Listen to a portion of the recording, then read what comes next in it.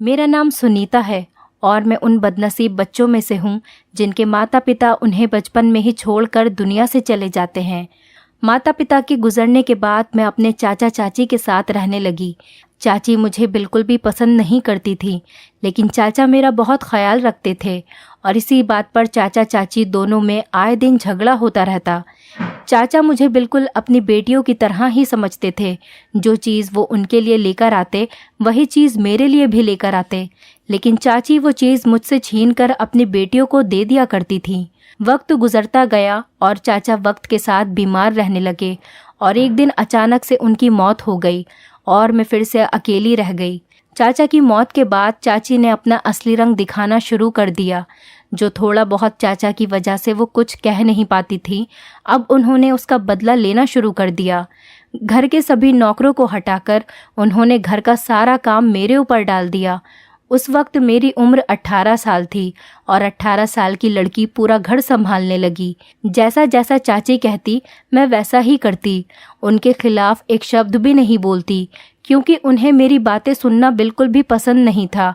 वो बस यही चाहती थी कि मैं हमेशा अपना मुंह बंद रखूं और चुपचाप घर का हर एक काम करती रहूं और घर के बाहर किसी से भी इसके बारे में ना कहूं। इसीलिए वो मुझे कभी भी घर से बाहर नहीं जाने देती थी। चाचा का एक बेटा था, उसका नाम हिमांशु था। हिमांशु 20 साल का था और ना जाने उसका दिल मुझ पर कब आ गया पता ही नहीं चला। वो मन ही मन मुझे पसंद करने लगा था और चाची को ये बात बिल्कुल भी बर्दाश्त नहीं होती कि जिस लड़की से वो बचपन से नफरत करती आ रही थी वही उनके घर की बहू बन जाए। अपने बेटे की शादी के लिए चाची के बहुत अरमान थे। वो अपने बेटे के लिए एक पढ़ी लिखी, खूबसूरत और एक अमीर ख़ानदान की लड़की से शादी कराना चाहती थी और मैं तो गरीब लड़की थी जिसके माता पिता बचपन में ही गुजर गए थे और उन्हें मुझसे शादी करने पर दहेज में कुछ भी नहीं मिलता। वो ये बात बहुत अच्छी तरह से जानती थी। हाँ, लेकिन मैं बहुत खूबसूरत थी, इतनी खूबसूरत कि खुद को शीशे में देखती तो हैरान होती, क्या सच में ये मैं ही हूँ? ये चेहरा क्या मेरा ही है? ये आंखें, ये होठ, ये काले घने बाल, क्या सच में मैं इतनी खूबसूरत हूँ? और एक यही खूबी मेरे अंदर थी जिसकी वजह से कोई भी मुझसे शादी करने के लिए तैयार हो जाता। चाचा का बेटा हिमांशु मेरा दीवाना बन गया था। उसने अपने दिल की बात चाची को भी बता दी और कहा कि अगर वो शादी करेगा तो सिर्फ मुझसे, वरना वो अपनी जान दे देगा। मैं हर वक्त डरी डरी रहती कि कहीं हिमांशु को कुछ हो गया तो चाची सारा इल्ज़ाम मुझ पर लगा देंगी और फिर मैं तो बिन माँ बाप की बच्ची थी तो मेरा क्या होगा। मैं हर समय भगवान से प्रार्थना करती कि जल्दी से मेरी शादी हो जाए और मैं इस नर्क से निकलूं, क्योंकि मैं किसी भी कीमत पर हिमांशु से शादी नहीं करना चाहती थी। मैं इस घर से बहुत दूर चली जाना चाहती थी। पहले तो चाची ने इस रिश्ते के लिए मना कर दिया, लेकिन जब हिमांशु अपनी ज़िद पर अड़ा रहा तब चाची ने इस रिश्ते के लिए हाँ कर दी और उससे एक शर्त रखी कि पहले वो अपनी पढ़ाई पूरी करेगा और उसकी पढ़ाई पूरी करने के लिए उसे उन्होंने विदेश भेज दिया। धीरे धीरे वक्त गुजरता गया और 2 साल पूरे हो गए। कुछ ही महीनों के बाद अब हिमांशु पढ़ाई पूरी करके घर वापस आने ही वाला था कि उससे पहले ही मेरे लिए एक रिश्ता आ गया। चाची ने रिश्ते के लिए फ़ौरन हाँ कर दी और आने वाले अगले 2 दिनों में मेरी शादी तय हो गई। दिल ही दिल में मैं सपनों की दुनिया सजाए बैठी थी। बहुत खुश थी मैं कि इस नर्क से चली जाऊंगी हमेशा हमेशा के लिए। शादी का दिन आ गया। मेरे ससुराल वालों ने दहेज लेने से भी मना कर दिया और मेरे लिए एक से एक कीमती कपड़े और जेवरात लेकर आए थे। मोहल्ले की सभी औरतें बातें बना रही थीं कि देखो तो सही, इस अनाथ का कितना अच्छा नसीब है। सारा सामान देखकर मैं भी बहुत खुश हुई कि मुझे इतना अच्छा ससुराल मिला है। शादी पूरे रीति रिवाजों के साथ संपन्न हुई और विदा होकर मैं अपने ससुराल पहुंची। इतना बड़ा घर मैंने आज से पहले कभी नहीं देखा था। मेरा कमरा फूलों से सजाया गया, लेकिन शादी की पहली रात ही मेरी सारी खुशी मेरे गम में बदल गई जब मुझे अपने पति के बारे में ऐसा राज पता चला जिसे सुनकर मेरे सर पर आसमान गिर पड़ा। मैं दुल्हन बनी घूंघट लिए फूलों की सेज पर अपने दूल्हे यानी प्रीतम का इंतजार कर रही थी। थोड़ी देर में प्रीतम कमरे में आए। मेरा चेहरा घूंघट में था और वो मेरे करीब आकर बैठ गए, लेकिन पता नहीं क्यों मुझे अचानक बहुत घबराहट होने लगी, जैसे कुछ बुरा होने वाला हो। तभी उन्होंने मुझसे सवाल किया कि मैं देखने में कैसी हूँ। ये सुनकर मुझे हैरत हुई और मैंने उनसे कहा कि आप खुद ही घूंघट उठाकर देख लीजिए कि मैं कैसे दिखती हूँ। मेरी इस बात पर वो बहुत ज़ोर से हंसने लगे। मुझे उनके इस तरह से ज़ोर से हंसने पर बहुत अजीब लगा। मैं सोचने लगी कि वो हंस क्यों रहे थे और क्यों मेरा घूंघट उठाकर नहीं देख रहे थे।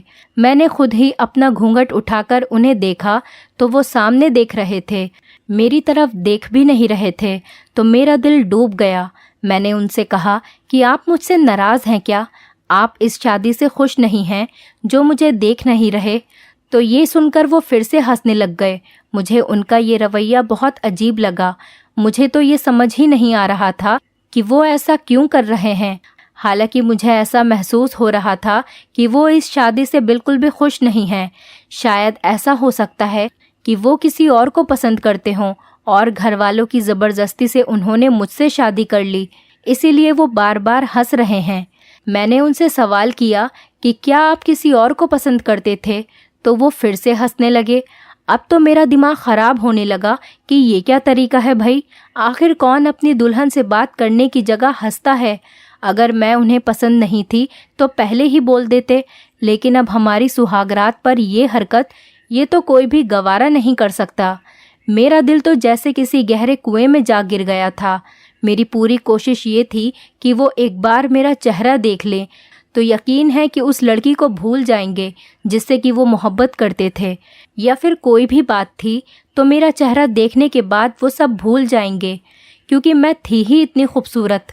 मगर वो सामने ड्रेसिंग टेबल की तरफ देख रहे थे। मेरी तरफ नज़र उठाकर देखना तो उन्होंने गवारा तक नहीं किया। मैं तो यही सोचकर आई थी कि अपने पति और अपनी ससुराल की इतनी सेवा करूंगी कि मुझे वापस अपनी चाची के पास जाना ही न पड़े। तभी वो बोले कि क्या तुम्हें ये किसी ने नहीं बताया कि मैं देख नहीं सकता? ये सुनकर मुझे लगा कि शायद वो मजाक कर रहे हैं। मैं हैरत से उनको देखने लगी। फिर मैंने कहा कि प्रीतम, ये मजाक का वक्त नहीं है। मुझे इस तरह का मजाक बिल्कुल भी पसंद नहीं और आपसे जुड़े हुए इस मजाक को तो मैं बिल्कुल भी बर्दाश्त नहीं करूंगी। ये आप क्या कह रहे हैं? मैंने एक अच्छी पत्नी की तरह उनसे ये बात कही। तो ये सुनकर वो फिर से हंसने लगे। फिर बोले कि सुनीता, ये दुनिया बहुत बेवफा है। अगर इंसान के अंदर कोई अच्छाई हो तो दुनिया उससे मोहब्बत करती है, लेकिन अगर उसी इंसान के अंदर कोई कमी हो तो दुनिया उसके साथ बहुत ही बुरा रवैया करती है।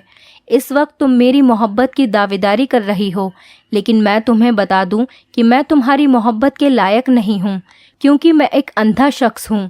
मैंने सबसे सुन रखा है कि तुम बहुत हसीन हो, लेकिन अफसोस मैं तो तुम्हारे हुस्न को देख ही नहीं सकता। प्रीतम बोलते जा रहे थे, लेकिन मुझे अभी भी महसूस हो रहा था कि शायद वो मजाक कर रहे हैं और मुझे उनके इस तरह मजाक करने पर बहुत गुस्सा आ रहा था। लेकिन थोड़ी ही देर में मुझे एहसास हो गया कि ये मजाक नहीं था, ये एक बहुत ही ख़तरनाक हकीकत थी और मैं अपनी आंखों से अपने पति को देख रही थी। मेरे सपनों का महल एक ही मिनट में ज़मीन पर आकर धड़ाम से गिर गया। मैं क्या सोचकर यहाँ आई थी और जिस इंसान के भरोसे आई थी, वो इंसान तो खुद ऐसा है कि उसे किसी और का सहारा चाहिए। वो मुझे सहारा कैसे देगा? मेरे साथ धोखा हुआ था, बहुत बड़ा धोखा, और ये धोखा मेरी चाची और मेरे ससुराल वालों ने मिलकर मेरे साथ किया था। मेरा ये सोच सोचकर गुस्से से बुरा हाल हो गया। मैं एकदम से खड़ी हो गई और कहने लगी कि आप लोगों को शर्म नहीं आई एक गरीब बिन माँ बाप की बच्ची के साथ इतना बड़ा धोखा करते हुए? मैंने उनसे कहा तो प्रीतम कहने लगे कि हमने तुम्हारी चाची को सब कुछ बता दिया था कि मैं देख नहीं सकता हूँ, और उन्होंने तुम्हें नहीं बताया तो इसमें हमारा क्या कसूर? तुम्हारे साथ धोखा हमने नहीं बल्कि तुम्हारी खुद की सगी चाची ने किया है। उन्होंने हमसे ये कहा था कि उन्होंने तुम्हें सब कुछ बता दिया है और तुम इस बात पर राज़ी हो। प्रीतम ने कहा तो मुझे गुस्सा आ गया। मैंने कहा, मैं राज़ी हूँ? क्या मैं राज़ी हो सकती हूँ एक ऐसे इंसान से शादी करने पर जो देख ही नहीं सकता? हे भगवान, मैं कहाँ जाऊँ? मैं तो अपनी तमाम कश्तियाँ जलाकर यहाँ आई थी और अब मेरे पास वापस जाने का कोई रास्ता नहीं बचा। मैं तो यहाँ ये सोच कर आई थी कि अब अपनी चाची के घर कभी दोबारा पलट कर नहीं जाऊंगी, और ये कहकर मैं ज़ोर ज़ोर से रोने लगी। प्रीतम चुपचाप अपने बिस्तर पर आकर सो गए। इसके बाद उन्होंने मुझसे कोई भी बात नहीं की और जल्द ही नींद की देवी उन पर मेहरबान हुई और वो सोते चले गए और मैं हैरान और परेशान जागती रही।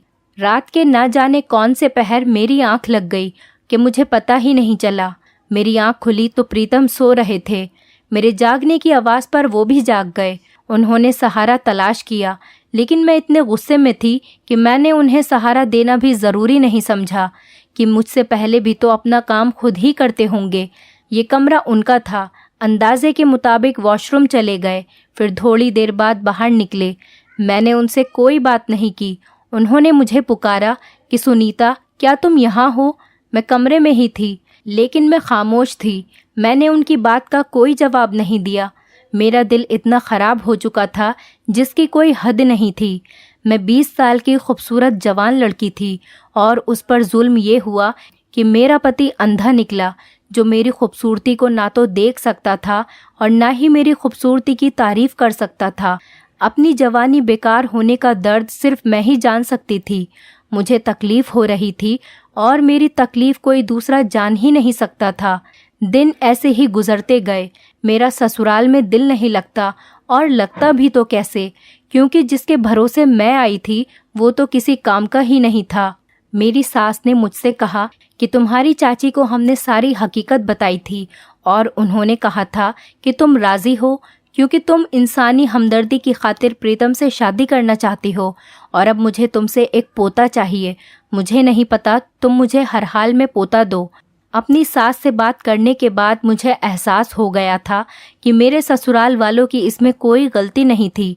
उन्होंने मेरी चाची को अंधेरे में नहीं रखा था, लेकिन मेरी चाची ने मुझे धोखा दिया और मेरे साथ जुल्म किया। लेकिन मैंने अपनी सास से कहा, तो क्या ज़रूरत थी आपको अपने अंधे बेटे की शादी करने की? जिस पर वो बेचारी रोना शुरू हो गई और कहने लगी कि मेरे बेटे को अंधा तो ना कहो। मुझे भी गुस्सा आ गया। मैंने कहा कि अंधे को अंधा ना कहूँ तो क्या कहूँ? मैं ऐसे ही पत्थर दिल पहले तो नहीं थी, लेकिन मेरे साथ जो हालात गुजरे उन्होंने मुझे ऐसा बेहिस और पत्थर दिल बना दिया। बचपन से लेकर अब तक तो चाची के रवैयों ने मुझे चोट पहुंचाई, और इसके बाद अब शादी हुई तो शादी के बाद इस धोखे ने मुझे पूरी तरह से तोड़ कर रख दिया। दूसरों के एहसास की मुझे कोई फिक्र नहीं थी, क्योंकि खुद मेरा अपना दिल चकनाचूर हो चुका था। मैं बुरे तरीके से टूट गई थी और मेरी समझ में नहीं आ रहा था कि मैं करूं तो करूं क्या। फिर भी मैंने बहुत कोशिश की दिल लगाने की, लेकिन मेरा दिल नहीं लगता। मैं चाहती थी कि मेरी खूबसूरती की कोई तारीफ़ करे, जो मेरा हक भी था, और अब मैं हर वक्त रोती रहती थी। प्रीतम बंद कमरे में मेरी सिसकियां सुनते थे, मुझे चुप कराने की कोशिश करते थे, लेकिन मुझे उनका वजूद ही अपने साथ बर्दाश्त नहीं होता था। न जाने मुझे क्या हो गया था, मेरी पूरी सोच ही नकारात्मक हो गई थी। फिर एक दिन प्रीतम ने सुबह सुबह मुझसे कहा कि वो शहर से दूर किसी काम से जा रहे हैं। वापसी पर उन्हें थोड़ी देर हो जाएगी। अक्सर वो बाहर जाते वक्त ड्राइवर को अपने साथ ले जाते थे और उसी के साथ घर वापस आते थे। अब जब वो चले गए तो मैंने सुकून का सांस लिया। मैं काम वगैरह तो कुछ भी नहीं करती थी, हर वक्त गुस्से में ही रहती थी, क्योंकि वैसे भी सारा काम नौकर नौकरानी ही करते थे। यहाँ पर हर सहूलत थी, बस कमी थी तो सिर्फ एक बात की कि कोई मेरी खूबसूरती को देखने वाला नहीं था। इसी तरह से मैं सो गई और आधी रात को अचानक मुझे प्यास लगने की वजह से मेरी आँख खुल गई। मैं पानी पीने के लिए किचन तक गई और फ्रिज से पानी निकालकर पीने लगी कि अचानक मेरे पीछे से किसी ने मेरे मुंह पर हाथ रख दिया ताकि मेरे मुंह से आवाज़ नहीं निकल सके, और मेरे कान पर फुसफुसाया कि तुम बहुत खूबसूरत हो। मैंने जब से तुम्हारा हसीन चेहरा देखा है तब से मैं तुम्हारा दीवाना हो गया हूँ। आज तुम्हारा पति घर पर नहीं है, हालांकि वो अंधा है और देख नहीं सकता, लेकिन फिर भी मैं उसके सामने घर पर आना नहीं चाहता था और इसीलिए आज आया हूँ कि तुमसे खुलकर अपने प्यार का इजहार कर सकूं। मैं तुम्हें बता दूं कि मैं तुम्हारे पड़ोस में रहता हूँ और रोज़ाना अपने कमरे की खिड़की से तुम्हारा दीदार करता हूँ। मुझे बहुत अफसोस है कि तुम जैसी हसीन और ख़ूबसूरत लड़की की शादी एक ऐसे इंसान से हो गई जो तुम्हारी जवान खूबसूरती को देख ही नहीं सकता। मैंने आंखें घुमाकर देखा तो उसने नकाब पहना हुआ था। उसकी आंखें दिख रही थी और मैं किस्मत और हालात की मारी हुई लड़की थी। और जब किसी और के मुंह से अपने लिए तारीफ सुनी तो मुझे बहुत अच्छा लगा। बजाय उसके कि मैं उसकी बातों पर गुस्सा करती, मुझे उसकी बातें बहुत अच्छी लगी और मैं ऐसी बातों को सुनना भी चाहती थी जो मेरी खूबसूरती को सराहे। मैंने उससे इशारों में कहा कि मुझे बोलने तो दो। उसने मेरे मुंह से हाथ हटा लिया। मैंने पूछा कि तुम कौन हो? वो कहने लगा कि मैं तुमसे मोहब्बत करता हूँ और रोज़ाना तुम्हें देखता हूँ। मैंने उससे कहा, यहाँ से चले जाओ, मेरे पति किसी भी वक्त आ सकते हैं। तो उसने कहा कि मुझे तुम्हारे पति की पूरी खबर है, वो कल सुबह ही आएगा। लेकिन मुझे अपनी सास का भी डर था, इसीलिए किसी न किसी तरह मैंने उसे वहाँ से भगा दिया। लेकिन अब जब भी प्रीतम काम से कहीं बाहर जाते तो वो नकाबपोश घर पर आ जाता। न जाने उसने कौन सा चोर रास्ता बना लिया था। पहले वो किचन में आ जाता था और अब मेरे कमरे की खिड़की फलान कर मेरे कमरे में ही आ जाता था और हम दोनों सारी सारी रात बातें करते रहते थे।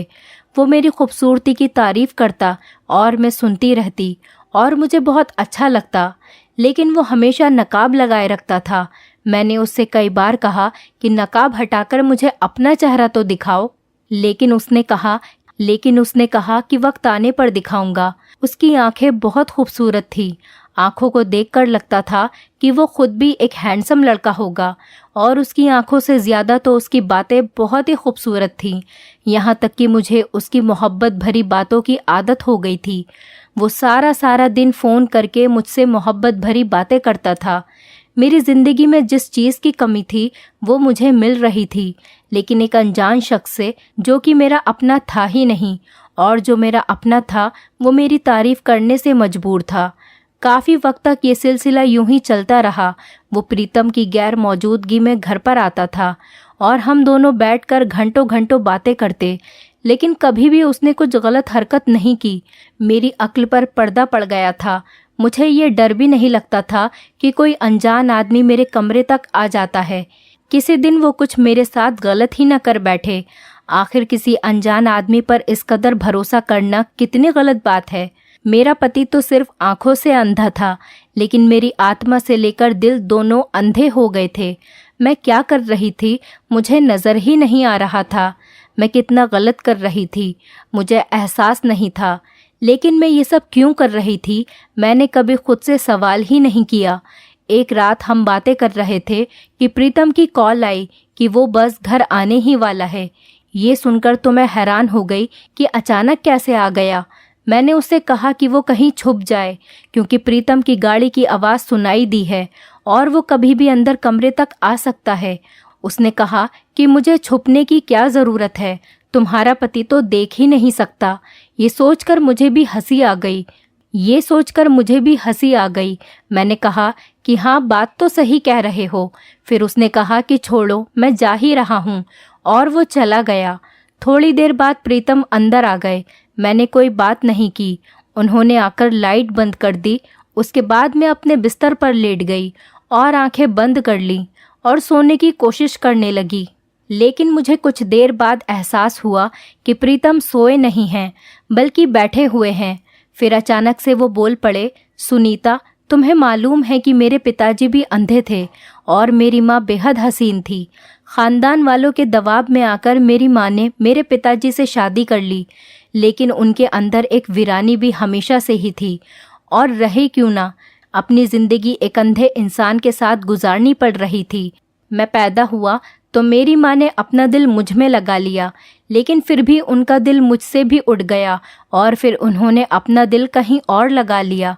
जब पिताजी घर पर नहीं होते थे तब एक अनजान आदमी मेरे घर पर आता था और मेरी माँ उससे बातें करती रहती थी और मैं सारी बातें सुनता रहता था, मगर मैंने कभी कुछ नहीं कहा। जैसे ही प्रीतम ने ये बात बताई मेरी तो जान ही निकल गई। मुझे लगा कि ये तो मेरी ही कहानी है जो मुझे सुनाई जा रही थी, यानी कि मेरी सास के साथ भी यही जुल्म हुआ था और मेरी सास ने मेरे साथ भी वही जुल्म दोहराया। न जाने क्यों मुझे एहसास हुआ कि मेरी सास ने अपनी नाकामी का बदला मुझसे ले लिया। प्रीतम ने फिर से बोलना शुरू किया तो मैं उसकी बातें सुनने लगी। वो कहने लगे कि मुझे किसी किस्म का डर नहीं था। मेरा बचपन पूरी तरह से बर्बाद हो गया था, यहाँ तक कि मेरा लड़कपन और फिर मेरी जवानी आ गई। लेकिन वो आदमी ना जाने कहाँ चला गया था। फिर मैं और मेरी माँ थे और बस मेरी माँ ने दूसरा बच्चा पैदा करने की तकलीफ भी नहीं उठाई और इसी बीच मेरे पिताजी इस दुनिया से चले गए।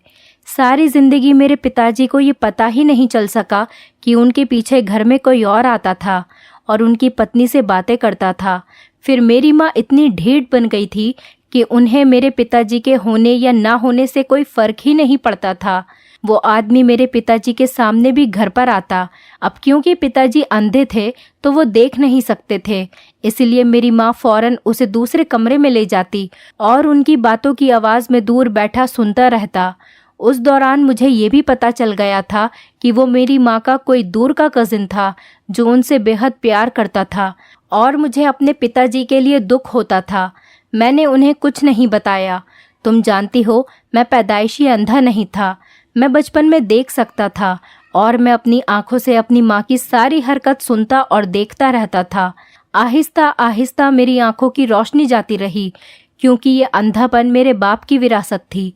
मैं लड़कपन को पहुंचा तो बिल्कुल अंधा हो चुका था और मुझे इस बात की खुशी भी थी कि मैं अब अपनी माँ की कोई भी हरकत देख नहीं सकता।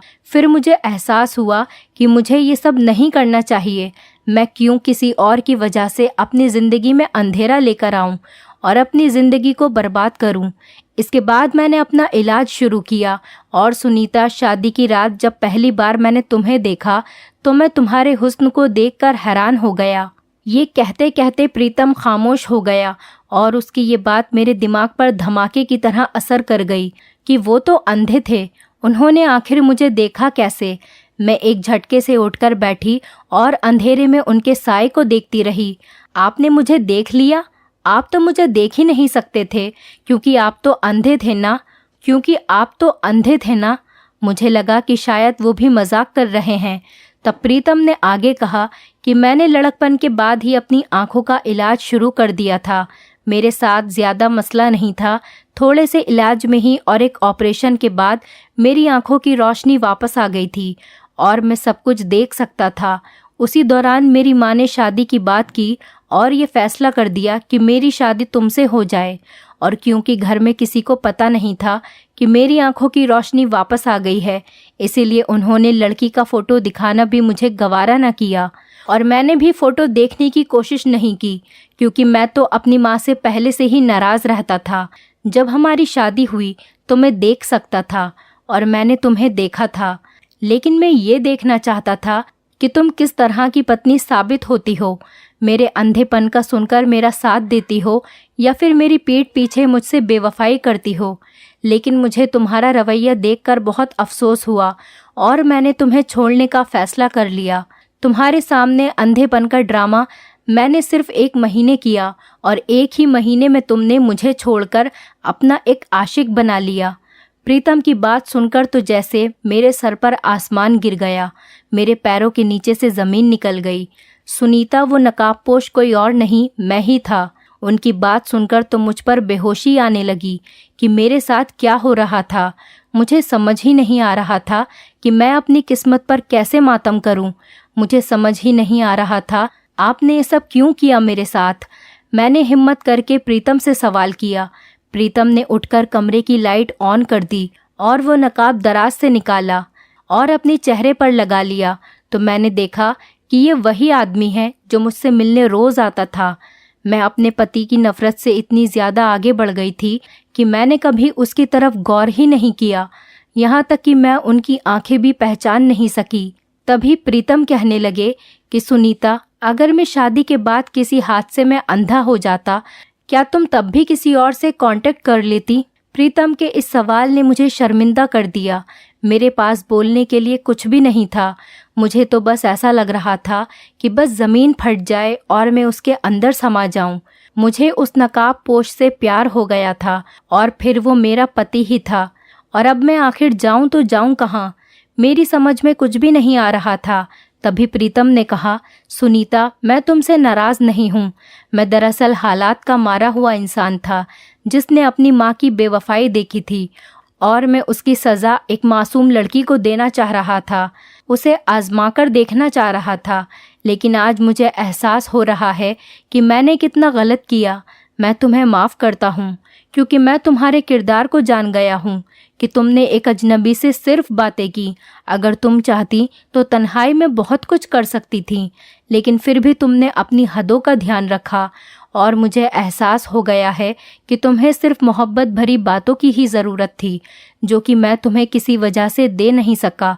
तुम्हारे अंदर कोई भी बुराई नहीं थी, बल्कि तुम्हारे अंदर एक एहसास कमतरी था। सुनीता, मैं तुम्हें क्या माफ़ करूँगा, बल्कि मैं तो इस काबिल ही नहीं हूँ कि तुम मुझे माफ़ करो। मेरे अंदर हिम्मत नहीं है कि मैं तुमसे माफ़ी मांग सकूं। मेरे अंदर हिम्मत ही नहीं है कि मैं तुमसे माफ़ी मांग लूं, क्योंकि गलत मैंने तुम्हारे साथ किया है, तुमने मेरे साथ नहीं किया। मैंने तुम्हें बेवजह झमेले में डाला और तुम्हारा इम्तिहान लिया जिसके तुम कतई हकदार नहीं थी। प्रीतम ने कहा तो मैं रोते हुए उनके गले से लिपट गई और मैंने उनसे कहा कि मैंने आपको माफ़ कर दिया और वो भी मुझे माफ़ कर दें। दोस्तों, उम्मीद करती हूँ आपको हमारी कहानी पसंद आई होगी। कहानी पसंद आई है तो वीडियो को लाइक करें, चैनल पर नए हैं तो चैनल को सब्सक्राइब करें और हाँ, नोटिफिकेशन बेल को ज़रूर दबाएं ताकि अगली अपडेट सबसे पहले आपको मिले। नमस्ते दोस्तों, आप सभी का स्वागत है मेरे YouTube चैनल सच्ची हिंदी कहानी में। दोस्तों, मेरा नाम नीतू है। मैं एक साधारण सा गांव की लड़की हूँ। मेरे परिवार की आर्थिक स्थिति बहुत कमजोर थी। मेरे पापा खेतों में मजदूरी करते थे और मम्मी घर के छोटे मोटे काम संभालती थी। हमारी जिंदगी जैसे तैसे गुजर रही थी। जब मैं 18 साल की हुई तो मेरे मम्मी पापा ने मेरी शादी कर दी। मेरे पति का नाम सुनील था। शादी के बाद मुझे पता चला कि वह शराब के बहुत बड़े आदी हैं। मेरा मन बहुत दुखी हुआ, लेकिन मैंने सोचा कि मैं अपने प्यार और मेहनत से उन्हें बदलने की कोशिश करूंगी। लेकिन शादी के कुछ समय बाद मुझे पता चला कि मेरे ससुराल की हालत भी मेरे मायके से बेहतर नहीं है। मेरे ससुर एक प्राइवेट कंपनी में छोटे कर्मचारी थे और घर का खर्च चलाना मुश्किल हो रहा था। मेरे पति दिन भर खाली बैठते थे और शराब पीते रहते थे। घर में मेरे 17 साल का देवर हर्ष भी था, जो अभी स्कूल में पढ़ रहा था। मेरी सासू माँ बहुत बीमार रहने लगी। शादी के कुछ साल बाद उनकी मृत्यु हो गई। यह मेरे ससुराल के लिए बहुत बड़ा झटका था। मैं सासू माँ के जाने के बाद घर की जिम्मेदारियों को संभालने लगी। दोस्तों, मेरे पति सुनील की शराब पीने की आदतें दिन ब दिन बढ़ती जा रही थीं। मैंने उन्हें कई बार समझाने की कोशिश की, लेकिन वह नहीं माने। उनकी सेहत खराब हो गई। एक दिन अचानक उनकी तबीयत इतनी बिगड़ी कि वह हमें हमेशा के लिए छोड़कर चले गए। अब ससुराल में सिर्फ मैं, मेरे देवर हर्ष और मेरे ससुर बचे थे। मेरे ससुर उम्रदराज हो गए थे, लेकिन घर का खर्च चलाने के लिए उन्हें नौकरी करनी पड़ती थी। दोस्तों, मेरे ससुर का नाम रमेश था। वह बहुत मेहनती इंसान थे, लेकिन अब उनकी उम्र और शरीर जवाब दे रहे थे। दिन भर काम करने के बाद उनके शरीर में दर्द रहता था। रात में मेरे ससुर जी मुझसे कहते थे, नीतू, मेरे कंधे और पीठ में बहुत दर्द हो रहा है, क्या तुम मेरी थोड़ी तेल लगाकर मालिश कर दोगी? मैंने उनकी हालत को समझा और उनकी मदद करना अपना कर्तव्य माना। मैं उनके पैरों और पीठ की मालिश करती थी ताकि उनका दर्द कुछ कम हो सके। उनके चेहरे पर सुकून देखकर मुझे खुशी होती थी। दोस्तों, मेरे देवर हर्ष पढ़ाई में बहुत होशियार था। मैंने ठान लिया कि चाहे कुछ भी हो जाए, मैं हर्ष की पढ़ाई में कोई कमी नहीं आने दूंगी। मैंने घर के छोटे मोटे काम शुरू कर दिए ताकि ससुर जी पर दबाव कम हो। हर्ष ने भी मेरी और ससुर जी की मेहनत को समझा और पूरे दिल से पढ़ाई में जुट गया। हमारे घर की हालत धीरे धीरे सुधरने लगी। ससुर जी का प्यार और समर्थन मेरे लिए सबसे बड़ा सहारा था। वह कहते थे, नीतू, तुमने इस घर को टूटने से बचा लिया। तुमने मेरी और हर्ष की जिंदगी में उम्मीद का दिया जलाया है। दोस्तों, आज मैं अपने संघर्षों को याद करती हूँ तो लगता है कि मैंने अपने परिवार के लिए जो किया वह मेरा फर्ज था। मेरे ससुर का प्यार और हर्ष की सफलता मेरे लिए सबसे बड़ा इनाम है। मैंने सीखा कि चाहे जिंदगी कितनी भी कठिन क्यों न हो, हमें हिम्मत और धैर्य से हर मुश्किल का सामना करना चाहिए। दोस्तों, वक्त के साथ मेरे देवर हर्ष बड़ा हो गया। उसकी उम्र अब 22 साल हो चुकी थी। पढ़ाई पूरी करने के बाद उसने एक अच्छी नौकरी पा ली। घर की आर्थिक स्थिति धीरे धीरे सुधरने लगी। हर्ष की सफलता को देखकर मुझे गर्व होता था। उसने मेरे और ससुर जी के संघर्षों को सार्थक कर दिया था। हर्ष अब न केवल घर का सहारा बना, बल्कि मेरी भावनाओं का भी सहारा दिया। उसकी बातों और व्यवहार में एक परिपक्वता आ चुकी थी। वह मेरा हर काम में साथ देता, मेरी मदद करता और मेरी छोटी छोटी जरूरतों का ख्याल रखता था। दोस्तों, हर्ष के साथ वक्त बिताते बिताते मैं खुद को उसके करीब महसूस करने लगी। पहले उसे मैं सिर्फ एक देवर की तरह देखती थी, लेकिन अब उसके प्रति मेरी भावनाएं बदलने लगी थीं। हर्ष भी मेरे प्रति कुछ अलग महसूस करता था। वह मेरी हर खुशी का ख्याल रखता, मेरे साथ हंसता और मेरे दुखों को बांटता था। एक दिन जब ससुर जी ऑफिस के काम से बाहर गए हुए थे, हर्ष ने मेरे लिए चाय बनाई। वह चाय का कप लेकर मेरे पास आया और बोला, भाभी, आपने हमारी जिंदगी को संभाला है। अगर आप न होती तो न जाने हम कहाँ होते। मैं आपकी हर खुशी के लिए कुछ भी करने को तैयार हूँ। उसकी आंखों में एक सच्चाई और प्यार झलक रहा था। मेरे दिल ने पहली बार उसके प्रति कुछ महसूस किया। दोस्तों, हम दोनों के बीच यह नया रिश्ता धीरे धीरे मजबूत होने लगा। हर्ष मुझे अपने दिल की हर बात बताने लगा और मैं भी उससे खुलकर बात करने लगी। एक दिन उसने मुझे कहा, भाभी, आप सिर्फ मेरी भाभी नहीं हैं, आप मेरे लिए मेरी सबसे खास इंसान हैं। जब मैं आपको देखता हूँ तो मुझे ऐसा लगता है कि मेरी पूरी दुनिया आपके साथ है। मैं इस बात पर कुछ नहीं कह पाई। मेरी आंखों में आंसू थे, लेकिन दिल में एक अजीब सा सुकून भी था। हमारे बीच यह रिश्ता धीरे धीरे गहराता गया। एक दिन मैंने हर्ष से कहा, हर्ष, मैं जानती हूँ कि हमारा रिश्ता समाज के नियमों के खिलाफ है, लेकिन मैं तुमसे अपनी भावनाओं को छुपा नहीं सकती। तुमने मेरी जिंदगी को दोबारा जीने की वजह दी है। मैं तुम्हें अपने पति की तरह मानने लगी हूँ। हर्ष ने मेरा हाथ थामते हुए कहा, भाभी, मुझे आपकी हर बात मंजूर है। मैं हमेशा आपका साथ दूंगा, चाहे दुनिया कुछ भी कहे। अब हम दोनों ने एक नई जिंदगी की शुरुआत करने का फैसला किया। हालांकि यह रास्ता आसान नहीं था, लेकिन हमने ठान लिया था कि हम अपने रिश्ते को सम्मान और प्यार के साथ निभाएंगे। हम दोनों के बीच का यह रिश्ता भले ही जटिल था, लेकिन इसमें सच्चाई और गहराई थी। हमने समाज की परवाह किए बिना अपने प्यार को स्वीकार किया और अपने परिवार की खुशी के लिए हर चुनौती का सामना किया। हमारी कहानी इस बात का प्रमाण है कि सच्चा प्यार किसी बंधन में नहीं बनता। यह एक ऐसा एहसास है जो दिल से जुड़ा होता है और हर मुश्किल को पार कर सकता है। दोस्तों, हर्ष और मैंने अपने रिश्ते को एक नाम देने का फैसला कर लिया था। हमारी भावनाएं सच्ची थी और हम दोनों जानते थे कि यह रास्ता आसान नहीं होगा। एक दिन हर्ष ने मुझसे कहा, भाभी, हमें अपने रिश्ते को एक पहचान देनी चाहिए। मैं चाहता हूँ कि हम मंदिर जाकर शादी कर लें। मैं आपको हमेशा के लिए अपना बनाना चाहता हूँ। उसकी बात सुनकर मेरा दिल तेजी से धड़कने लगा। मैं घबराई हुई थी, लेकिन उसकी आंखों में प्यार और सच्चाई देखकर मैंने हामी भर दी। एक ठंडी सुबह जब ससुर जी काम पर गए थे तो हर्ष और मैं पास के मंदिर पहुंचे। मंदिर की सीढ़ियों पर चढ़ते हुए मेरी सांसें तेज हो रही थीं। मंदिर के अंदर की गर्म हवा ने मेरे चेहरे पर हल्की लालिमा ला दी थी। हर्ष ने मेरा हाथ थाम रखा था और उसकी गर्म हथेलियों का स्पर्श मुझे एक अजीब सा सुकून दे रहा था। दोस्तों, पंडित जी ने मंत्रोच्चारण शुरू किया। जब हर्ष ने मेरे होठों के पास सिंदूर लगाने के लिए हाथ बढ़ाया तो मेरा दिल जैसे जोर से धड़कने लगा। उस पल में मैंने उसकी नज़दीकी को महसूस किया। उसकी उंगलियों का स्पर्श मेरी मांग को भर रहा था और मेरे दिल को नई खुशी से भर रहा था। शादी के बाद हम दोनों घर लौटे। ससुर जी को समझाने की चुनौती हमारे सामने थी, लेकिन जब हर्ष ने अपने सच्चे मन से सब कुछ बताया तो ससुर जी ने हमारी बात समझी। उन्होंने कहा, अगर तुम दोनों खुश हो तो मुझे कोई एतराज नहीं है। तुम्हारी खुशी में ही मेरी खुशी है। दोस्तों, अब हमारा जीवन एक नई शुरुआत की ओर बढ़ चला था। हमारा रिश्ता पहले से भी गहरा हो गया था। एक शाम जब हर्ष काम से लौटा तो मैं किचन में खाना बना रही थी। वह पीछे से आया और मेरी कमर को छूते हुए बोला, नीतू, तुम्हारे पास आने से मुझे सुकून मिलता है।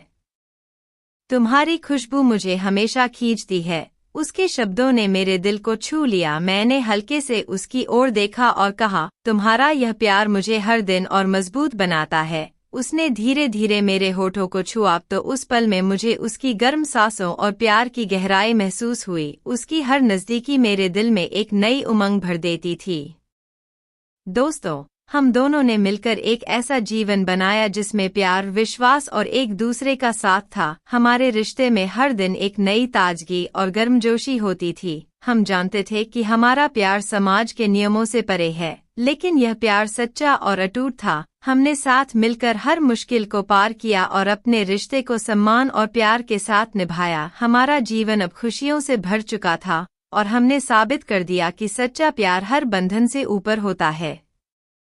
दोस्तों, हर्ष और मैंने अपने रिश्ते को पूरी तरह से जीने का फैसला कर लिया था। हमारे बीच प्यार और विश्वास का ऐसा बंधन बन गया था जिसमें हर दिन एक नई खुशी छुपी होती थी। एक शाम जब हर्ष काम से लौटा तो मैं आंगन में बैठी थी। ठंडी हवा के बीच उसकी गर्म हथेलियों का स्पर्श मेरे कंधे पर महसूस हुआ। उसने धीरे से कहा, नीतू, जब तुम मेरे पास होती हो तो दुनिया की सारी खुशियां मेरे साथ होती हैं।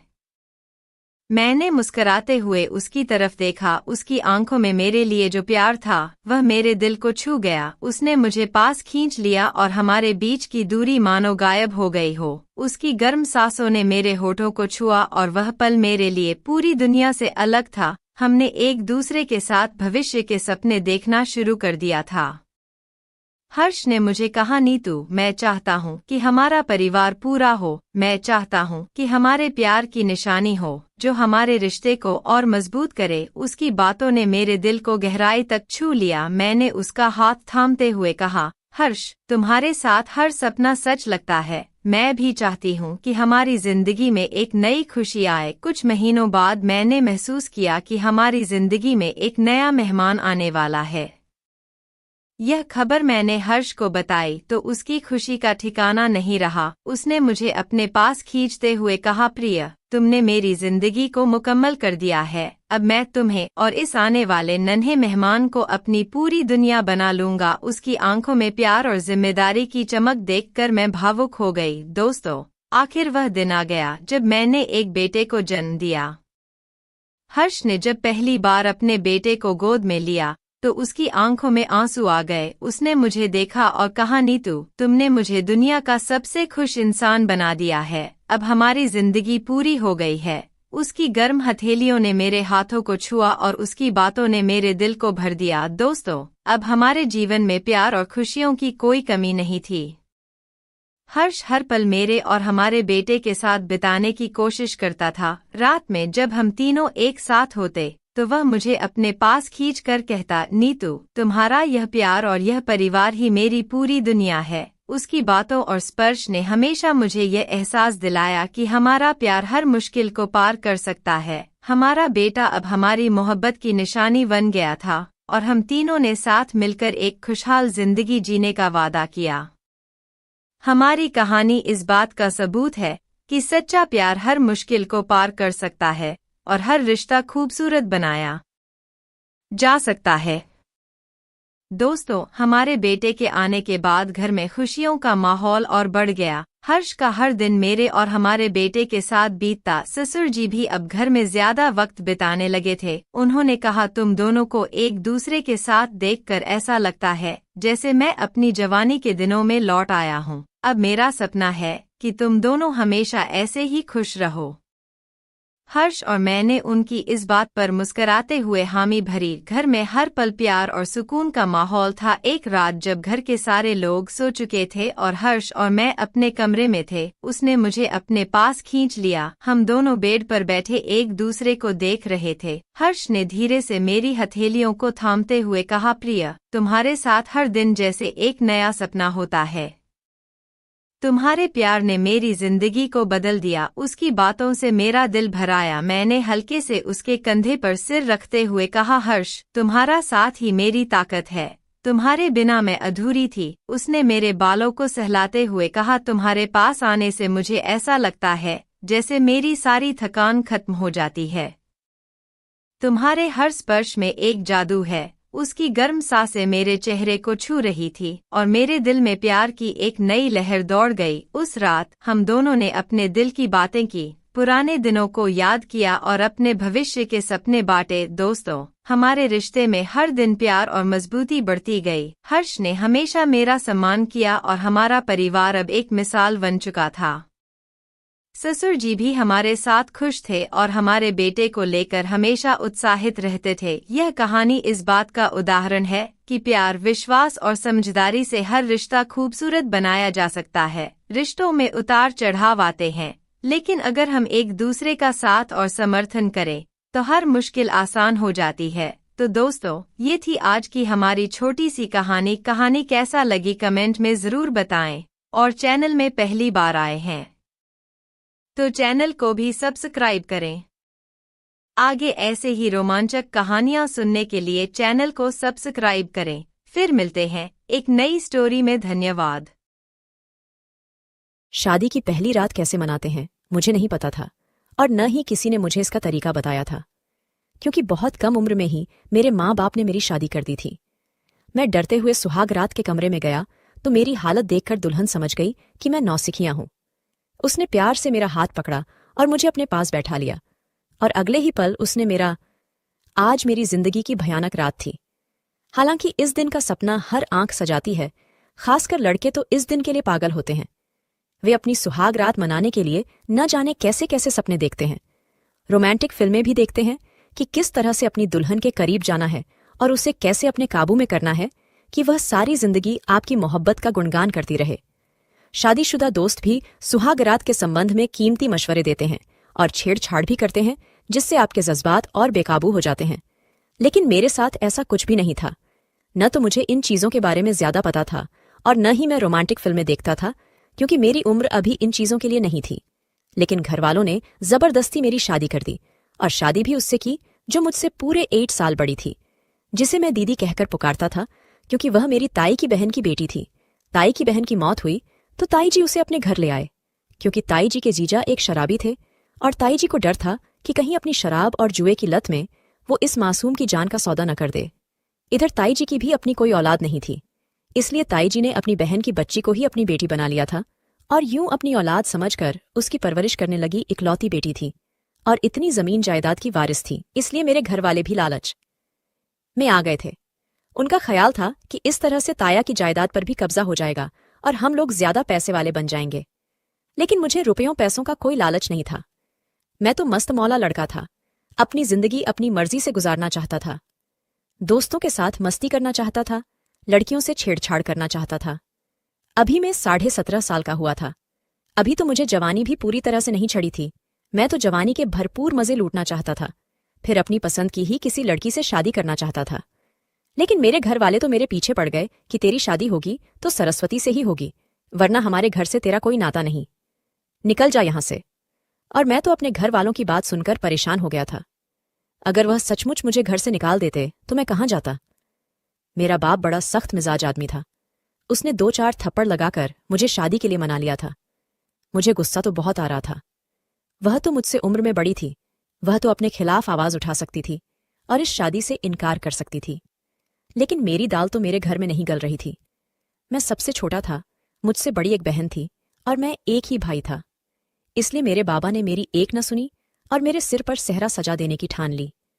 मैंने कहा, बाबा, जिस सरस्वती को आज तक मैं दीदी बोलता आया हूं उससे शादी कैसे कर लूं? लेकिन मेरी बात का उन्हें कोई असर नहीं हुआ। बाबा साईं का फरमान जारी हो चुका था।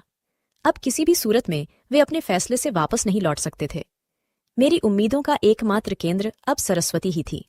लेकिन जब उसकी तरफ से खामोशी साधी गई तो मैं उसके लिए अपने दिल में नफरत महसूस करने लगा।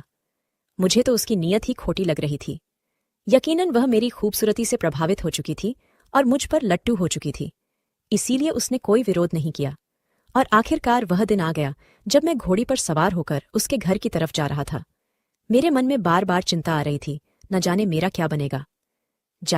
सरस्वती दुल्हन बनकर मेरे घर आई तो उसने बड़ा सा घूंघट निकाल रखा था। मैंने तो उसकी शक्ल भी नहीं देख पाया और मुझे देखने में कोई दिलचस्पी भी नहीं थी, क्योंकि मेरा तो दिल ही टूटकर रह गया था। मेरे सारे ख्वाब चकनाचूर हो चुके थे। दोस्तों के साथ मस्ती करना, लड़कियों को तकना, सब कुछ जैसे मिट्टी में मिल गया। क्योंकि मैं अब एक शादीशुदा मर्द बन चुका था। 17 साल की उम्र में ही। मेरे दोस्त तो मेरा खूब मजाक उड़ा रहे थे, मेरे कानों में सरगोशियां कर रहे थे। कह रहे थे कि बड़ी उम्र की औरतें बहुत अनुभव वाली होती हैं, सुहाग रात को वो चने चबवा देती हैं। कल तो तुम्हारी हालत देखने वाली होगी, वह तुम्हारा हाल खराब कर देगी। और मैं एकदम से सहम गया था, क्योंकि मुझे तो सुहाग रात के बारे में कुछ भी पता नहीं था। मैं तो बिल्कुल ही ये सबसे अनजान था। अगर कभी अपने दोस्तों के साथ फिल्म देखने सिनेमा चला जाता तो रोमांटिक सीन देखकर मेरा चेहरा लाल हो जाता, मेरा शरीर पसीने से भीग जाता, इसलिए मैं वहां से भाग निकलता। और आज तो मेरे साथ असली अनुभव होने वाला था। मेरा तो सोच सोचकर ही दिमाग घबरा रहा था। सरस्वती से मुझे इस तरह की किसी चीज की उम्मीद नहीं थी, लेकिन मुझे यह भी उम्मीद नहीं थी कि वह शादी के लिए मान जाएगी, क्योंकि उसने हमेशा मुझे अपने छोटे भाइयों की तरह चाहा था, अपनी गोद में खिलाया था, मेरी हर फरमाइश पूरी की थी।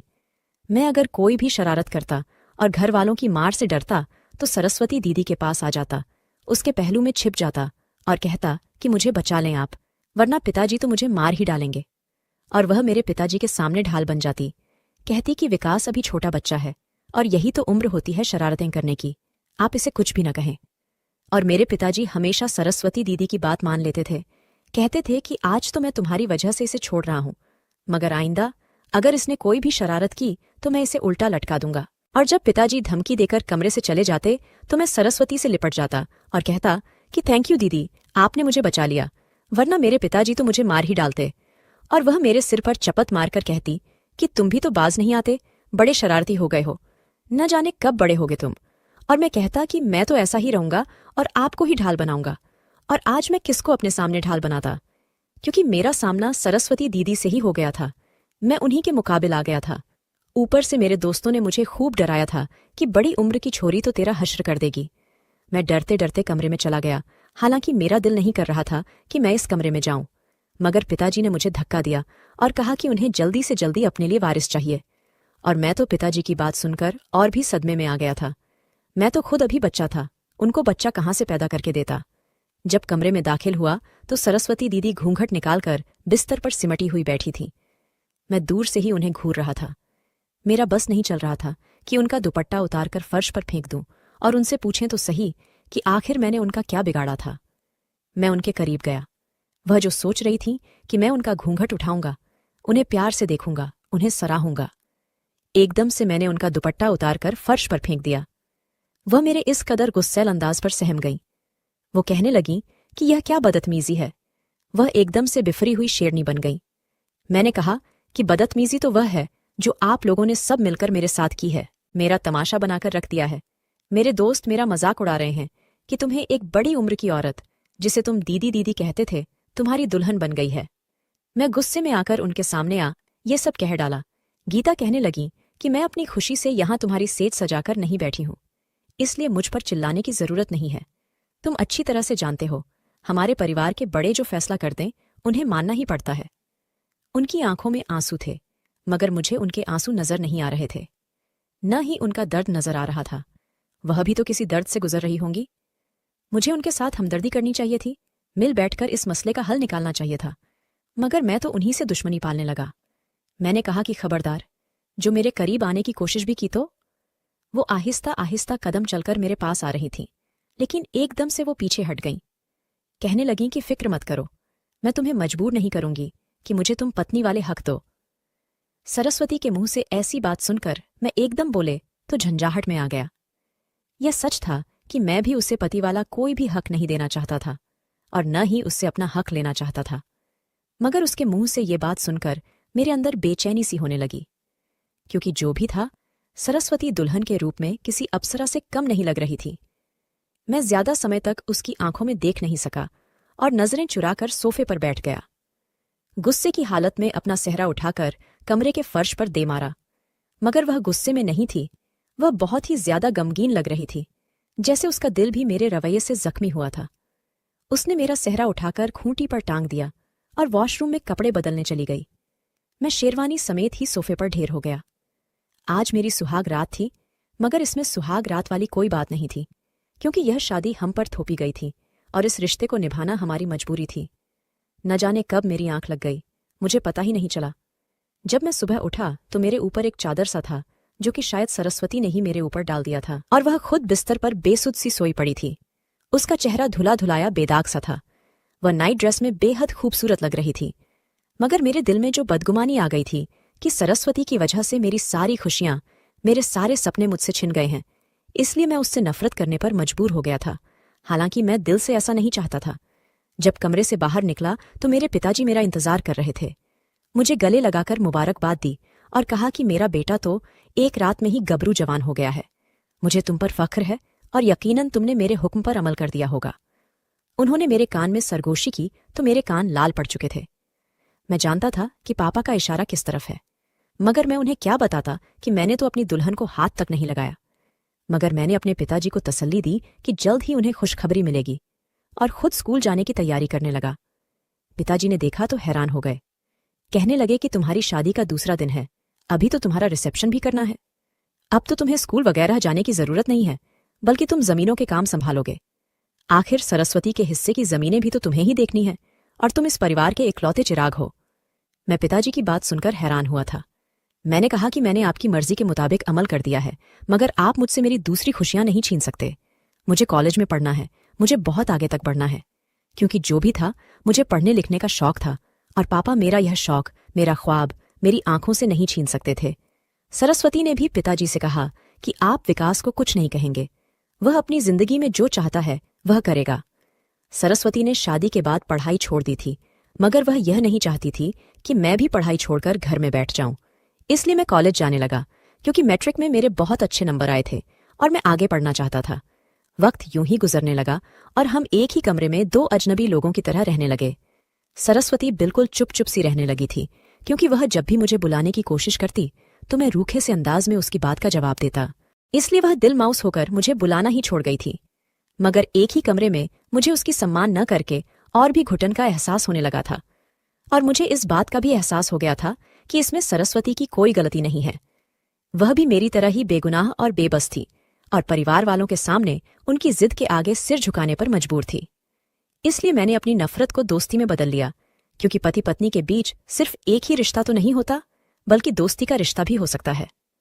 अब मैं कॉलेज से घर आने के बाद उसे पूरे दिन की कहानी सुनाता था। वह भी बेचारी घर बैठे बैठे बोर हो जाती थी, इसलिए मेरी बातें सुनकर खूब हंसती थी। हंसती हुई वह बेहद खूबसूरत लगती थी, मगर मैं उसे पास भी नहीं आने देना चाहता था, क्योंकि मैंने हमेशा उसे अपनी दीदी ही समझा था। अचानक से उसे अपनी पत्नी समझकर उस पर अपना हक यूं नहीं जमा सकता था। वैसे भी मेरे दिल में उसके लिए वैसे जज्बात नहीं थे जैसे एक पति के अपनी पत्नी के लिए होते हैं, और सरस्वती ने भी कभी कोई पहल नहीं की थी, इसलिए हमारा रिश्ता दोस्ताना था। मगर पिताजी बार बार मुझे वारिस के लिए मजबूर कर रहे थे, और मैं उन्हें हमेशा टाल देता था। वक्त यूं ही गुजरने लगा था, और मुझे अपने कॉलेज के आखिरी साल में अपनी क्लास फ्रेंड नीलम से धुआंधार किस्म का प्यार हो गया था। मैं 19 साल का खूबसूरत नौजवान बन चुका था, और क्लास में भी सबसे ज्यादा होशियार और मेधावी छात्र था। नीलम भी मुझ पर दिल हार बैठी थी। वह भी बेहद खूबसूरत लड़की थी और मेरी ही उम्र की थी, काफी ज्यादा फैशनेबल भी थी। जीन्स के ऊपर टॉप पहनकर आती थी और मेरे दिल को लुभाती थी। मैं पूरी तरह से उसकी मोहब्बत में गिरफ्तार हो चुका था। मैं यह नहीं जानता था कि नीलम की मोहब्बत मुझे बर्बाद करके रख देगी। जब मैंने घर आकर यह बात सरस्वती को बताई तो वह हैरानी से मुझे देखने लगी। मैंने कहा, ऐसे क्या देख रही हो? क्या मुझे मोहब्बत नहीं हो सकती? तो वह कहने लगी, क्यों नहीं हो सकती है? आखिर तुम एक जवान खूबसूरत मर्द हो, तुम्हारी रगों में जवान खून बहता है। तुम्हारा हक बनता है कि तुम एक कमसिन कुंवारी लड़की से मोहब्बत करो, उस पर अपनी चाहते निछावर करो। वह न जाने किस ट्रांस में मुझसे कह रही थी, बड़े खोए खोए से अंदाज में, और मैं उसे देखकर मुस्कुराने लगा। उसके हाथ थामकर चूमने लगा। कहने लगा, सरस्वती, तुम वाकई बेहतरीन दोस्त हो, वरना मैं तो समझा था कि न जाने तुम रिवायती पत्नियों की तरह अपने पति को पाबंदियों में रखोगी, और शायद मैं इसीलिए तुमसे घबराता था और तुम्हारे लिए अपने दिल में नफरत सी महसूस करने लगता था। मगर तुम्हारा मन तो बिल्कुल ही साफ है, बिल्कुल कोरे कागज की तरह। और वह मेरी ओर देखकर मुस्कुरा दी, मगर न जाने क्यों उसकी आंखों में आंसू जम से गए थे। मैं उस वक्त उसकी आंसुओं की वजह नहीं समझ पाया था। मैं तो अपनी ही खुशी में मस्त था, मगर मुझे क्या मालूम था कि सरस्वती के दिल पर क्या गुजरेगी। शायद वह तो अंदर ही अंदर मुझसे मोहब्बत करने लगी थी, क्योंकि मैं उसका पति था। उसने यह बात कबूल कर ली थी, पर मैं रहा हमेशा का लापरवाह। मुझे उसकी पवित्र मोहब्बत की उस वक्त समझ नहीं आई थी। मैं तो नीलम की जुल्फों में खो चुका था और उसका दिल ओ जान से आशिक हो चुका था। वह आए दिन ही मुझसे नए नए तोहफों की फरमाइश करती। कभी कहती कि मुझे यहाँ पर शॉपिंग करनी है, मुझे यह वाली चीज चाहिए, और मैं खुशी खुशी उसे वह चीज दिला देता था। मैंने उस वक्त यह ध्यान ही नहीं दिया था कि उसे मेरे वजूद से नहीं बल्कि मेरी दौलत से मोहब्बत है। वह तो मुझे अपने लिए इस्तेमाल कर रही है। और सरस्वती, जो कि मेरी पत्नी थी, उसे तो मैंने कभी भी कोई भी चीज लाकर नहीं दी थी, कभी फूलों के गजरे तक लाकर नहीं पहनाए थे। वह भी तो एक औरत थी। उसका भी दिल करता था कि उसे उसका पति उसका महबूब तोहफे दे, उसका ख्याल रखे। मगर मैंने तो आज तक उस पर अपनी नफरत ही निछावर की थी और बेरुखी ही दिखाई थी। मैंने नोट किया था कि जब से मैंने नीलम से मोहब्बत का इजहार किया था और सरस्वती को इस बारे में बताया था, गीता बहुत चुप चुप सी रहने लगी थी। अब वह पहले जैसी नहीं रही थी। मुझसे रात के वक्त बातें भी नहीं करती और न ही मेरा हाल चाल पूछती थी। यह भी नहीं कहती थी कि तुम्हारा कॉलेज का दिन कैसा गुजरा, तुम्हारी पढ़ाई लिखाई कैसी चल रही है और नीलम से तुम्हारा संबंध कैसा चल रहा है। मैं भी पूरी तरह से नीलम के अंदर डूब चुका था, हर वक्त उसी को सोचता रहता था, इसलिए सरस्वती पर ध्यान नहीं देता था। मैंने नोट किया था कि नीलम का उठना बैठना अच्छे लड़कों में नहीं था। वह कॉलेज के कुछ आवारा लड़के जो कि नशा करते थे, उनके साथ बैठकर खुशगप्पियां लगाती थी। मुझे यह बात बुरी लगती थी और जब मैं ऐतराज करता तो वह कहने लगी, अरे यार, तुम क्यों इतने परेशान हो रहे हो? वह सब मेरे दोस्त हैं, मेरे बचपन के साथी हैं। थोड़ी देर मजाक मस्ती कर लेती हूं उनसे, मोहब्बत तो मैं तुमसे ही करती हूं। और मैं उसकी बात पर यकीन कर लेता था क्योंकि मैं सिर से पांव तक उसकी मोहब्बत में डूब चुका था। अब तो मैं उसे अपनी बाहों में भरकर महसूस करना चाहता था क्योंकि मैं उससे मोहब्बत करने लगा था। प्यार में तो यह सब जायज होता है। मैंने नीलम को कभी नहीं बताया था कि मैं शादीशुदा लड़का हूं, बल्कि अपने किसी कॉलेज के दोस्त को भी नहीं बताया था क्योंकि मैं नीलम को खोना नहीं चाहता था। एक बार नीलम ने खुद ही बोल दी और कहने लगी कि अब तो मुझसे और इंतजार नहीं होता, तुम्हारी बाहों में समाना चाहती हूं, मैं तुमको पाना चाहती हूं। और क्या था, मैं तो उसकी बात सुनकर जैसे मन ही मन में नाच रहा था, भांगड़ा डांस कर रहा था। उसने मुझे एक होटल रूम का पता दिया और रात के वक्त आने को बोला। अब मुझसे इंतजार करना बहुत मुश्किल हो गया था। मैं जल्दी में घर आया और सरस्वती को इस बारे में नहीं बताया, क्योंकि आखिर वह तो मेरी पत्नी ही थी। मुझे किसी और लड़की के साथ कैसे मुंह मारने दे सकती थी? वह बस खामोश नजरों से मुझे देख रही थी। कोई सवाल ना किया कि कहाँ बंठन कर जा रहे हो। मैं शाम को घर से निकल पड़ा और होटल पहुंच गया। आज तो मैं अपने सारे जज्बे नीलम पर लुटाने वाला था। मैं जैसे ही कमरे के अंदर पहुंचा, नीलम बेहद बोल्ड ड्रेस पहने मेरा इंतजार कर रही थी और जैसे खुद को मेरे हवाले पूरी तरह से कर देना चाहती थी। उसका हुस्न ऐसा था कि मुझ पर खुमार और नशा सा छाने लगा। उसका यह जादू भरा रूप देखकर मैं खुद पर काबू खो बैठा था। जल्दी से आगे बढ़कर मैंने नीलम को अपनी बाहों में समेट लिया था और उसे चूमना शुरू कर दिया। वह भी न जाने कब की प्यासी थी, बदले में उसने भी मुझे चूमना शुरू कर दिया। मगर इससे पहले कि मैं अपना हक वसूल करता, उसने एक पेपर मेरे सामने लहरा दिया। कहने लगी, पहले इस पर साइन करो, फिर मैं अपने करीब आने दूंगी। मैंने कहा, क्या मतलब है तुम्हारा? कहने लगी, तुम्हारा क्या भरोसा, तुम मुझसे अपना मतलब पूरा करके मुझे धोखा देकर छोड़ न जाओ, इसलिए मुझे गारंटी चाहिए। मैंने कहा, मैं तुमसे सच्चे दिल से मोहब्बत करता हूं और तुम भावताव में लग पड़ी हो। मगर वह जिद करने लगी और मैंने भी उन पर साइन कर दिए क्योंकि मुझे रागिनी पर पूरा यकीन था। वह तो बस अपनी संतुष्टि चाहती थी और मेरी मोहब्बत कोई झूठी थोड़ी न थी जो मैं उसे इस्तेमाल करके यूं फेंक देता। पेपरों पर साइन करवाने के बाद नीलम संतुष्ट हो गई थी और उसने अपना आप मेरे हवाले कर दिया था। वो रात हमारे बहुत ही हसीन गुजारी थी। आज वाकई मैंने जाना था कि औरत और मर्द का रिश्ता कैसा होता है। मैंने जी भरकर उससे लुत्फ उठाया। मैं अपनी तमाम मोहब्बत उस पर निछावर करता गया और यह भूल गया कि मैं शादीशुदा मर्द हूं और घर में मेरी बीवी मेरा इंतजार कर रही होगी। चाहे हमारा कोई पति पत्नी वाला रिश्ता न था, मगर फिर भी मेरे जिस्म पर सिर्फ और सिर्फ मेरी बीवी का हक था। मगर मैं नीलम की मोहब्बत में इस हद तक अंधा हो गया कि सही और गलत की पहचान ही खो बैठा। जब मैं घर वापस लौटा तो रात के 2 बज चुके थे। सरस्वती कमरे में बेचैनी से टहल रही थी। उसने जैसे ही मेरी तरफ देखा, मैं अपनी नजरें झुका लिया।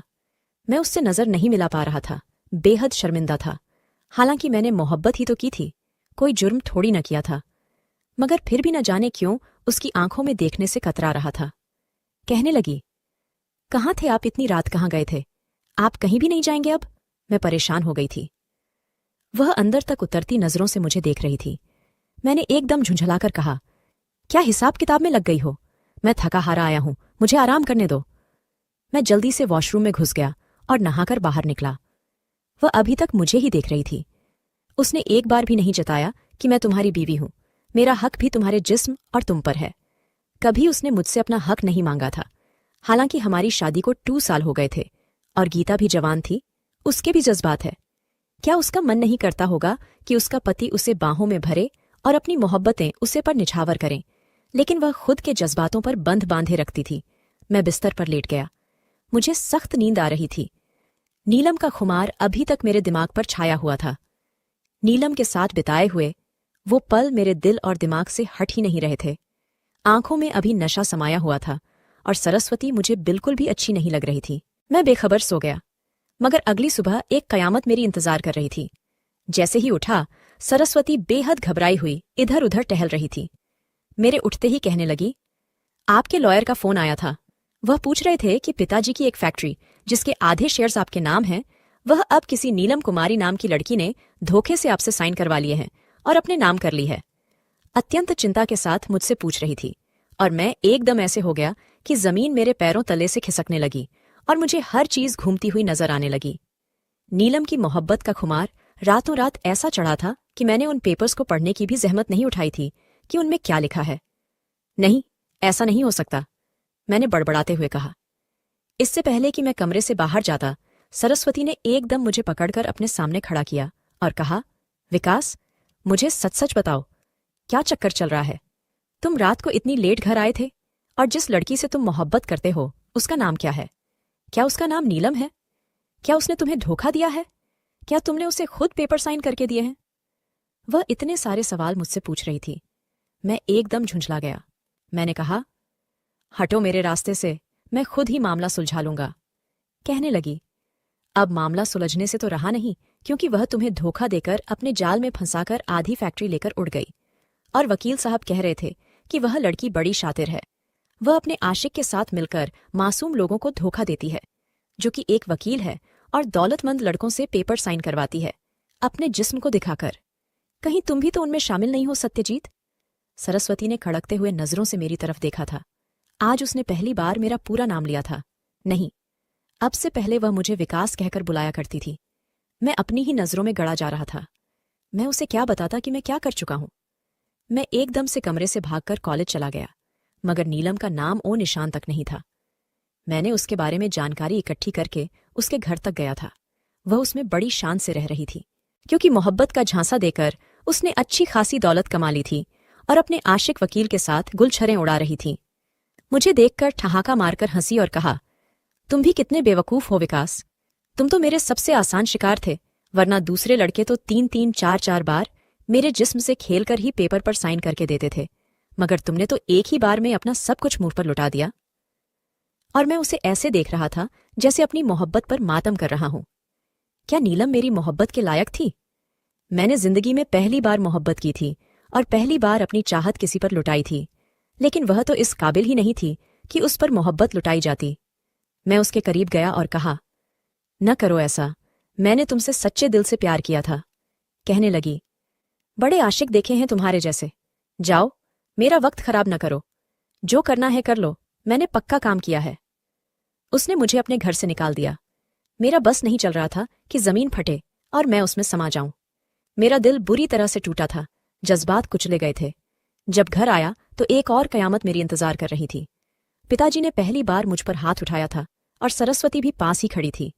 उन्होंने चट्टाक से मेरी गाल पर थप्पड़ मारा था और कहा था, न जाने मुझसे क्या पाप हो गया था कि तुम्हारे जैसा गंदा खून मैंने जन्म दिया। और थप्पड़ से ज्यादा तो बाबा की बातें मेरे दिल के आर पार हो रही थीं। मेरा दिल पहले से ही टूटा हुआ था, ऊपर से पिताश्री का रवैया मुझे और भी ज्यादा तोड़कर रख गया। मैंने सरस्वती को घायल आंखों से देखा और दिल में तय कर लिया कि इससे तो मैं हिसाब जरूर लूंगा। ये अपने आप को समझती क्या है, मेरी शिकायत पापा से लगा दी। मैं कमरे में गया और हर चीज तहस नहस कर दी। सरस्वती भी मेरे पीछे भागती हुई आई और कहने लगी, विकास, मेरी बात तो सुनो, तुम मुझे गलत समझ रहे हो। बाबूजी को बताना जरूरी था ताकि हम उसके खिलाफ कोई कार्रवाई कर सकें, मगर मैं उस वक्त किसी और ही मूड में था। ऊपर से मैंने नीलम के गम में शराब भी पी रखी थी। मेरी आंखों में बेपनाह लालिमा थी और मेरा दिल बुरी तरह से घायल था, जैसे कोई घायल शेर होता है। मैं सरस्वती के करीब आया और कहा, जो घाव नीलम ने मुझे दिया है वह तो भर जाएगा, मगर जो जख्म तुमने मुझे दिया है वह कभी नहीं भरेगा, और तुम्हें तो मैं जरूर सजा दूंगा। नीलम को सजा दूं या न दूं? सरस्वती हैरान नजरों से मुझे देखने लगी और कहने लगी, तुमने शराब पी रखी है? तुम शराब भी पीने लगे? उसे जैसे दुख हुआ था, मगर मुझे उसके सवाल की कोई परवाह नहीं थी। मैं गुस्से से उसे देख रहा था। कहने लगी, उस बदकिरदार लड़की के लिए तुम अपनी बीवी और बाबा से लड़ रहे हो? और मुझे सरस्वती की इस बात ने इतना गुस्सा दिलाया कि मैंने उसके मुंह पर थप्पड़ मार दिया और कमरे से बाहर निकाल दिया। कहा, मुझे तुम्हारी शक्ल नहीं देखनी, चली जाओ यहां से। न जाने मुझे इतना गुस्सा किस बात पर आ रहा था। सुबह उठा तो वह कमरे में नहीं थी। मुझे होश आया तो एहसास हुआ कि मैंने उसके साथ अच्छा सलूक नहीं किया। एकदम से मैंने अपने सिर को पकड़ लिया। मुझे एहसास हो चुका था कि मैं कितना गलत कर चुका हूं। अब अपनी बीवी के साथ मुझे ऐसा नहीं करना चाहिए था। आखिर उसका क्या कसूर था? उसने तो मेरा भला ही चाहा था। मगर जब इंसान को होश आता है तो सब कुछ खो बैठता है, क्योंकि वह रूठकर अपने मायके चली गई थी। उसने घर में किसी को भी हमारे बीच हुई इस लड़ाई की खबर नहीं दी थी। कई दिन तो मैं उसके बिना घर में भटकता रहा। कमरा मुझे काटने को दौड़ता और मुझे पहली बार एहसास हुआ कि सच्ची मोहब्बत तो वह थी जो मैं गीता से करता हूं। वह मेरे लिए ऐसा घना पेड़ थी जिसके साए में मैं कुछ देर के लिए सुस्ता लेता था, और नीलम तो मेरे लिए एक ऐसा हवा का झोंका थी जो मेरी जिंदगी में थोड़ी देर के लिए आई और मेरी जिंदगी को तबाह करके चली गई। असल मोहब्बत तो मेरी सरस्वती ही थी, और इस बात का एहसास मुझे तब हुआ जब वह रूठकर चली गई। मैं पागलों की तरह उसके घर के चक्कर काटने लगा। पिताजी भी मुझसे पूछ रहे थे कि आखिर तुम दोनों में लड़ाई किस बात की हुई है, मगर मैं उन्हें क्या बताता कि मैंने सरस्वती से बदतमीजी की, उसे कमरे से निकाल दिया। मैंने ठान लिया कि आज तो सरस्वती को हर हाल में घर लेकर आऊंगा, क्योंकि मैं पागल हो रहा था। मैं उसके बिना सांस भी नहीं ले पा रहा था। मगर पिताजी की बात ने मुझे सदमे में डाल दिया। उन्होंने कहा कि सरस्वती तुमसे तलाक का मांग कर रही है और चाहती है कि उसकी राय का सम्मान किया जाए, वरना वह कोर्ट में जाएगी। और मैंने एकदम से अपने बाल मुट्ठियों में खींच लिए। बाबा जान के सामने गिर सा गया और उनके आगे हाथ जोड़ दिए। कहा, मैं सरस्वती के बिना एक पल भी नहीं रह सकता। प्लीज आप उसे घर वापस ले आएं। वह मेरी बात नहीं सुन रही, मेरा फोन नहीं उठा रही। उसे कहें कि मुझे एक मौका दे दे। अपनी सफाई देने का बाबा ने कहा, तुमने आखिर उसके साथ किया क्या है? क्योंकि सरस्वती तो बहुत ही प्यारी बच्ची है, बहुत सब्र वाली है। यकीनन तुमने उसके साथ कुछ ऐसा किया है। और मैं तो बाबा से नजरें भी नहीं मिला पा रहा था। उन्हें बताए बिना ही सरस्वती के घर चला आया। आंटी ने कहा, सरस्वती ने तुम्हें घर आने से मना किया है। मगर मैंने आंटी की मिन्नत की, भगवान के लिए एक बार मुझे उसके कमरे में जाने दें, मैं उसे मना लूंगा, मैं उसका पति हूं। आंटी भी मजबूर हो गई। मैं जब उसके कमरे में गया तो वह बिल्कुल सोगवार सी हालत में बिस्तर पर बैठी सिसक रही थी। उस पर नजर पड़ते ही मेरे दिल के तार हिलने लगे। यूं लगा जैसे मेरे जिस्म के अंदर जिंदगी फिर से दौड़ गई हो। वह एकदम खड़ी हुई और कहा, निकल जाओ यहां से, मैं तुम्हारी शक्ल भी नहीं देखना चाहती। मैंने उसके दोनों हाथ थाम लिए और कहा, सिर्फ एक बार मेरी बात सुन लो। मैं उस दिन नशे में था, टूटा हुआ था, बिखरा हुआ था। ऊपर से तुमसे बदगुमान भी हो गया। मुझे तुम पर हाथ नहीं उठाना चाहिए था। जो मैंने किया, मैं तुम्हारी माफी के लायक नहीं हूं, मगर प्लीज मुझे एक बार मौका दे दो। मैं तुम्हारे बिना मर जाऊंगा, जहर खा लूंगा, नहर में कूद जाऊंगा, और मेरी मौत की जिम्मेदार सिर्फ और सिर्फ तुम होगी। तुम चाहो तो मुझे जिंदगी बख्श दो। मैं सांस लेने लगूं, फिर से जीने लगूं, क्योंकि मुझे महसूस हुआ है कि मैं तुमसे इस कदर मोहब्बत करता हूं कि मैं तुम्हारे बगैर अब नहीं जी पाऊंगा। नीलम से मैं मोहब्बत नहीं करता था, बल्कि वह तो मेरी दिल लगी थी। मगर तुम्हें एक दिन भी ना देखूं तो मर जाऊं। मैं उसके आगे फर्श पर गिर गया और कहा, फैसला तुम पर छोड़ता हूं। तुम मुझे जिंदा देखना चाहती हो या मरा हुआ मुंह देखना चाहती हो? सरस्वती एकदम से जारो कतार रोने लगी। कहने लगी, सच तो यह है कि मुझे भी आपसे बेइंतहा मोहब्बत हो गई थी। यह शादी हमारी मर्जी के खिलाफ थी, मगर मैंने इस रिश्ते को कबूल कर लिया था। मगर नीलम की वजह से चुप हो गई कि आपका भी अपनी जिंदगी पर पूरा हक है। मुझे खुद ही अलग हो जाना चाहिए। आप चाहें तो मुझे तलाक देकर किसी अपनी उम्र की लड़की को अपना लें।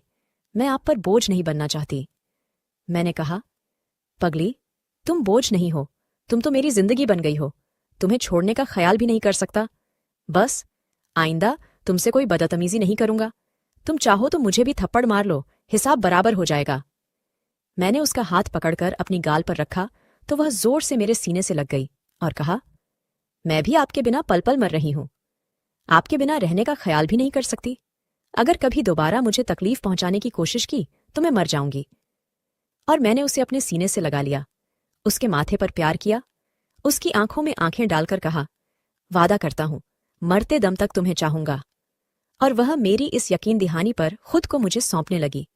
मुझे पहली बार एहसास हुआ कि असली मोहब्बत तो यही है।